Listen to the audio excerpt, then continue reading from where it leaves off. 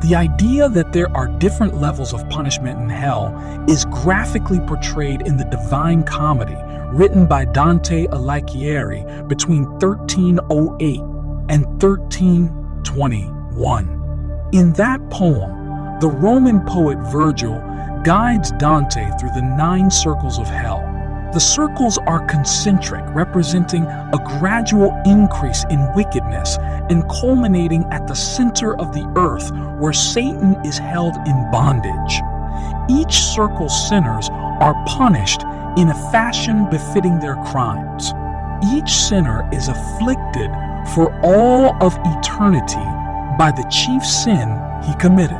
According to Dante, the circles range from the first circle, where dwell the unbaptized and virtuous pagans, to the very center of hell reserved for those who have committed the ultimate sin, treachery against God.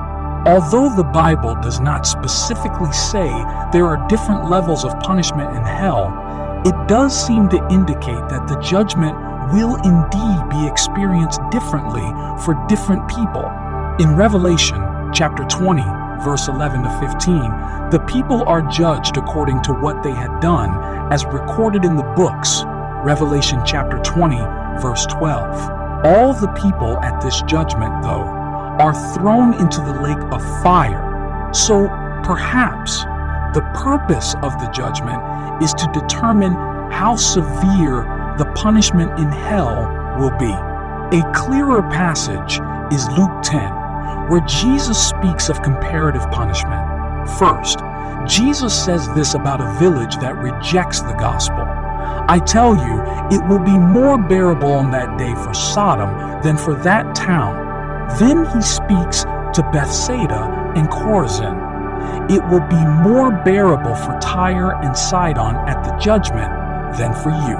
Whatever punishment the former residents of Sodom, Tyre, and Sidon were experiencing in hell, the Galilean towns that refused to hear Christ would experience more. The level of punishment in hell seems to be tied to the amount of light a person rejects. Another indication that hell has different levels of punishment is found in Jesus' words in Luke chapter 12. The servant who knows the master's will and does not get ready or does not do what the master wants will be beaten with the many blows. But the one who does not know and does things deserving punishment will be beaten with few blows. From everyone who has been given much, much will be demanded, and from the one who has been entrusted with much, much more will be asked. Whatever degrees of punishment hell contains, it is clear that hell is a place to be avoided. Unfortunately, the Bible states that most people will wind up in hell. Wide is the gate and broad is the road that leads to destruction, and many enter through it. But small is the gate and narrow the road that leads to life, and only a few find it. Matthew chapter 7, verse 13 to 14. The question one must ask is, which road am I on? The many on the broad road have one thing in common.